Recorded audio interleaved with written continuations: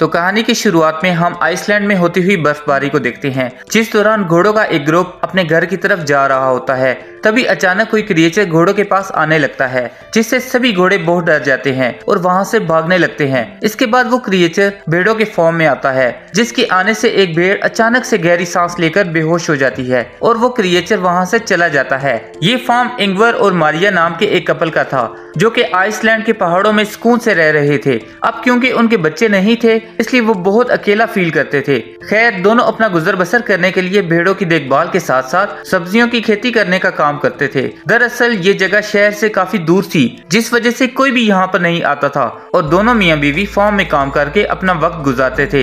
एक शाम वो कपल अपनी प्रेग्नेंट भेड़ों की डिलीवरी में मदद करते हुए नजर आते हैं, जहाँ उन्हें पता चलता है कि बहुत सारी भेड़ों ने बच्चों को जन्म दिया है, जिससे मारिया बहुत खुश थी। लेकिन इंगवर को इनमें ज्यादा दिलचस्पी नहीं थी, क्योंकि इतनी ज्यादा भेड़ों को पालने के लिए बहुत ज्यादा खर्चा होता था। एक दिन जब दोनों काम से फारिग होकर आपस में बातें कर रहे थे, तब मारिया अपने शोहर को ट्रैक्टर में होने वाली प्रॉब्लम्स के बारे में बताती है, जिस पर वो कहता है इन्हें अगले सीजन से पहले ट्रैक्टर को ठीक करवाना होगा। इसी दौरान भेड़ों के शेड में उनका डॉग भौंकने लगता है, इसलिए इसे देखने के लिए दोनों शेड में आ जाते हैं। यहाँ पर वो देखते हैं कि डॉग एक प्रेग्नेंट भेड़ को देखकर भौंक रहा था, क्योंकि इस भेड़ का डिलीवरी का वक्त हो गया था। फिर मारिया और इंगवर मिलकर इस भेड़ की डिलीवरी में हेल्प करते हैं, लेकिन जब वो इस भेड़ के बच्चे को देखते हैं तो बुरी तरह शॉक हो जाते हैं। दरअसल इस भेड़ ने एक हाइब्रिड बच्चे को जन्म दिया था, जिसमें इसका सर भेड़ का था और शरीर इंसानों वाला था।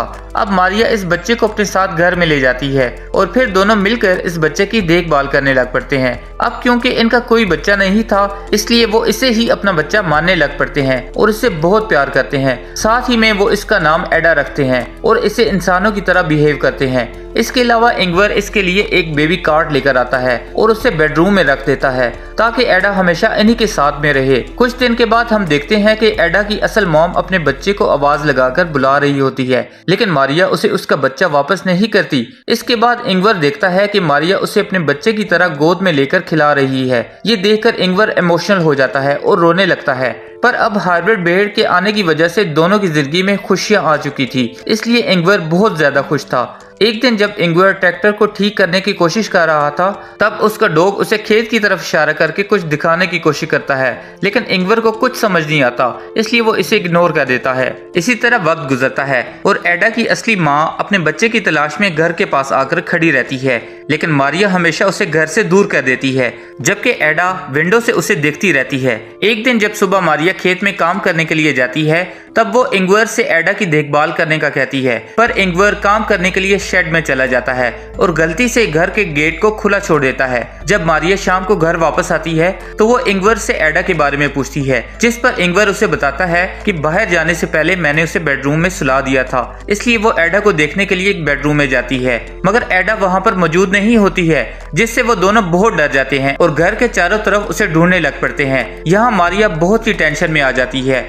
लेकिन इंगवर उसे रिलैक्स करता है और कहता है कि वो एडा को जल्द ही ढूंढ लेंगे। अब वो दोनों एडा को अपने पूरे एरिया में ढूंढने लगते हैं, लेकिन उन्हें कहीं पर भी वो दिखाई नहीं देती है, इसलिए थक हार कर वो दोनों घर की तरफ जाने लगते हैं। तब उन्हें भेड़ की आवाज सुनाई देती है। मारिया उस आवाज का पीछा करती है और देखती है कि एडा की असल माँ उसे अपने साथ बाहर लेकर आई है। मारिया उस भेड़ से फौरन एडा को छीन लेती है और उसे ठंड से बचाने के लिए कपड़े से ढांपने लगती है, जिसके बाद वो घर की तरफ जाने लगते हैं, लेकिन एडा की मॉम उनके पीछे आने लग पड़ती है, जिससे मारिया उस पर बहुत गुस्सा होती है और उसे यहाँ से दूर जाने का कहती है। घर में आने के बाद वो एडा को सुला देते हैं और राहत की सांस लेते हैं। कुछ महीनों के बाद एडा बड़ी हो जाती है और अब वो इस फैमिली का हिस्सा बन चुकी थी। खास तौर पर एडा का रिश्ता मारिया के साथ बहुत अच्छा हो गया था और वो दोनों एक दूसरे के बिना नहीं रह सकते थे। एक रात मारिया को भेड़ों के बारे में डरावना सपना आता है, जिसे देखकर वो जाग जाती है और सोचने लगती है कि शायद एडा की मॉम उसे एडा से दूर ले जाएगी। इसलिए मारिया अब एडा को बचाने के लिए एक प्लान बनाती है, जिसमें वो इंगवर और एडा को सोता हुआ छोड़कर घर से बाहर आ जाती है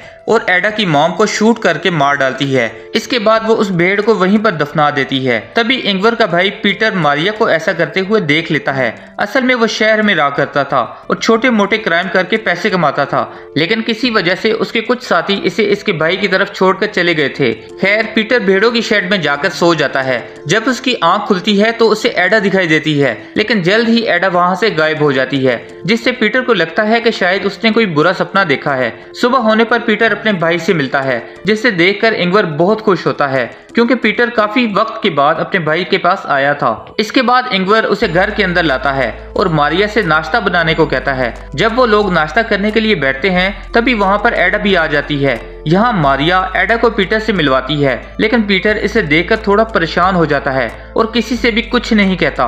कुछ वक्त के बाद एडा और मारिया एक साथ वक्त गुजारते हुए नहा रही होती है। इसी दौरान इंगवर और पीटर घर को पेंट कर रहे होते हैं। तभी पीटर घर के अंदर आ जाता है और मारिया को एडा के साथ नहाते हुए देखता है। फिर जब इसका भाई घर में आता है तो वो इससे पूछता है कि इस घर में क्या चल रहा है, जिस पर इंगवर सिर्फ उसे इतना ही कहता है, इसकी फैमिली बहुत खुश है। रात में मारिया एडा को पीटर के पास लाती है और एडा से अपने अंकल पीटर को गुड नाइट कहने को बोलती है। तब पीटर फिर इंगवर से एडा के बारे में बात करने की कोशिश करता है, जिस पर इंगवर उसे कहता है कि मैं इस बारे में कोई बात नहीं करना चाहता हूँ। साथ में वो पीटर से कहता है कि तुम यहाँ जब तक चाहो रह सकते हो, लेकिन तुम हमारी पर्सनल लाइफ में कोई इंटरफेयर नहीं करोगे। यहाँ मारिया अब अपने शोहर से पूछती है कि पीटर आखिरकार कितने दिनों तक रुकने वाला है। असल में मारिया पीटर से बहुत ज्यादा अनकंफर्टेबल थी और उसकी नजर भी गंदी थी, इसलिए वो चाहती थी कि पीटर जल्द से जल्द वहाँ से चला जाए। खैर इंगवर उसे कहता है कि पीटर यहाँ पर कुछ ही रोज रहेगा। असल में वो अपने दोस्तों से बचने के लिए यहाँ पर रहता है, जिनको उसे पैसे देने होते हैं। अगली सुबह तीनों मिलकर खेत में आलू लगा रहे होते हैं और उनका डॉग एडा की देखभाल कर रहा होता है, लेकिन एडा उस डॉग को डरा देती है। खैर तीनों ब्रेक लेते हैं, जिस दौरान पीटर मारिया से फ्लर्ट करने लग पड़ता है, लेकिन मारिया उसे रोक देती है। तभी पीटर उसे कहता है कि तुम जिसे इंसान समझकर घर में रखे हुए हो वो सिर्फ एक जानवर है, मगर मारिया उसकी बातों में ध्यान नहीं देती और वहां से चली जाती है। अगली सुबह इंगवर अपने भाई पीटर को बुलाता है और उससे एक शेड साफ करने में मदद मांगता है। तब पीटर को सफाई करते हुए अपने पुराने ड्रम्स मिलते हैं, जिन्हें देखकर वो बहुत खुश हो जाता है और ड्रम्स को बजाने लगता है। तब ड्रम्स की आवाज सुनकर एडा वहां पर आ जाती है और वो म्यूजिक सुनकर एंजॉय करने लग पड़ती है। पीटर को ये चीज पसंद नहीं आती और वो इसका मजाक उड़ाने लग पड़ता है। साथ ही में वो एडा को बाहर ले जाता है और उसे भेड़ बोलते हुए जबरदस्ती घास खिलाने लग पड़ता है, जिस दौरान इंगवर वहां आ जाता है और पीटर को ऐसा करते देख लेता है। अब इंगवर गुस्से में आकर पीटर को डांटने लग पड़ता है और एडा को अपने साथ ले जाता है। अगली सुबह हम पीटर को देखते हैं जो छुपके से मारिया और इंगवर के बेडरूम में जाता है और उन्हें बताए बगैर एडा को बाहर लेकर आता है। इसके बाद पीटर शेड से एक गन उठाता है और एडा को घर से दूर ले जाता है, जहां वो एडा के ऊपर गन पॉइंट करके उसे शूट करने का सोचता है, लेकिन एडा के मासूम चेहरे को देखकर उसका मन बदल जाता है। दूसरी तरफ मारिया उठ जाती है और वो देखती है कि एडा रूम में नहीं है, जिससे वो टेंशन में आ जाती है और घर के आसपास उसे ढूंढने लग पड़ती है। तभी वो देखती है कि एडा पीटर के रूम में है और वो उसे अपनी गोद में लिटाकर सो रहा होता है। इससे मारिया को लगता है कि पीटर ने एडा को एक्सेप्ट कर लिया है। खैर इसके बाद हम मारिया को कब्रिस्तान में देखते हैं, जहां वो एक कब्र के सामने बैठकर दुआ मांग रही होती है। यहाँ हमें पता चलता है कि इन दोनों की एक बेटी भी थी जिसका नाम एडा था, लेकिन किसी वजह से उनकी बेटी की मौत हो गई थी, जिसकी वजह से वो दोनों अकेले रह गए थे। यही वजह थी कि उन्होंने इस हाइब्रिड शीप के बच्चे का नाम भी एडा रखा था और वो इसे अपनी बेटी के रूप में देखने लगे थे। इंगवर एडा को कहानियां सुनाता है, जिस दौरान उसे अपनी मरी हुई बेटी की याद आती है, जिससे वो बहुत इमोशनल हो जाता है। इसी दौरान मारिया उसके पास आ जाती है और उसे रिलैक्स करने लग पड़ती है। असल में ये दोनों अपनी बेटी की मौत का जिम्मेदार खुद को मानते थे, जिससे दोनों के बीच में काफी दूरियां पैदा हो गई थी। लेकिन जब से उन्हें एडा मिली थी तब से इन दोनों के दरमियान दूरियां खत्म होने लग पड़ी थी। इसके अलावा पीटर भी अब एडा को पसंद करने लग पड़ा था और उसे घुमाने के लिए अक्सर बाहर ले जाता था, जिससे इंगवर और मारिया बहुत खुश थे और उन्हें अच्छा लगता था कि पीटर ने उसे अपना लिया है। पीटर एडा को अपने साथ मछली पकड़ने के लिए लेकर जाता है। तब वो एडा को अपने और इंगवर के बचपन के बारे में बताता है, लेकिन शाम को जब वो घर की तरफ वापस जाते हैं तब रास्ते में उनका ट्रैक्टर खराब हो जाता है। यहाँ पीटर उसे ठीक करने की कोशिश करता है, लेकिन उसे कुछ समझ नहीं आता कि आखिर इस ट्रैक्टर में कहाँ प्रॉब्लम है। इसलिए वो ट्रैक्टर को वहीं छोड़ देता है और एडा को लेकर घर वापस आ जाता है, जहाँ डिनर करने के बाद वो सभी टीवी में एक गेम देखते हैं, लेकिन इनकी टीम हार जाती है और इनका मूड खराब हो जाता है। इसलिए मारिया सबको खुश करने का सोचकर टीवी में पीटर का एक पुराना म्यूजिक चला देती है, जिससे सबका मूड अच्छा हो जाता है और वो डांस करने लग पड़ते हैं। यहाँ वो तीनों एंजॉय कर रहे थे, तभी एडा उन्हें बताए बगैर घर से बाहर चली जाती है, जहाँ वो उसी क्रिएचर को देख लेती है जो कहानी के शुरू में भेड़ों के फार्म में आया था। इस क्रिएचर को देखकर एडा घर की तरफ भागती है और शेड में जाकर खुद को देखने लग पड़ती है। दरअसल उसके मन में ये चल रहा था कि वो अपने पेरेंट्स मारिया और इंगवर की तरह क्यों नहीं दिखती है, जिससे अब उससे शक भी होने लग पड़ा था कि वो दोनों उसके असली पेरेंट्स नहीं है। खैर उधर इंगवर नशे में होने की वजह से गिर जाता है, जिससे पीटर उसे उसके बेडरूम में ले जाता है। तभी एडा भी वहां आ जाती है और उसके साथ सोने लग पड़ती है। लेकिन अभी भी एडा उस क्रिएचर के बारे में सोच रही थी जिसे उसने थोड़ी देर पहले देखा था। इस बीच पीटर मारिया के पास आता है और उसे टच करके फ्लर्ट करने लग पड़ता है, जिससे मारिया उसे रोकती है और ऐसी हरकत दोबारा करने से मना करती है। तब पीटर उसे ब्लैकमेल करता है और कहता है कि मुझे मालूम है कि तुमने एडा की असली मॉम को मार दिया है और अगर तुमने मेरी बात नहीं मानी तो मैं एडा को सब कुछ सच बता दूंगा। इसलिए मारिया को मजबूरी में आकर पीटर की बात माननी पड़ती है, लेकिन किसी तरह वो पीटर को एक रूम में बंद कर देती है। लेकिन पीटर चिल्लाते हुए उसे गेट खोलने का कहता है, लेकिन मारिया उसे इग्नोर करके वहां से चली जाती है। अगली सुबह वो पीटर के पास आती है और उसे घर से चले जाने की रिक्वेस्ट करती है, जिससे पीटर मान जाता है और अब वो उसे बस स्टॉप में छोड़ने के लिए जाती है। इसी दौरान इंगवर भी उठ जाता है और अपनी वाइफ और भाई को ढूंढने लग पड़ता है, लेकिन जब वो उन्हें नहीं मिलते तब वो एडा के साथ अकेले ही नाश्ता करता है और फिर इसके साथ ट्रैक्टर को लेने के लिए चला जाता है।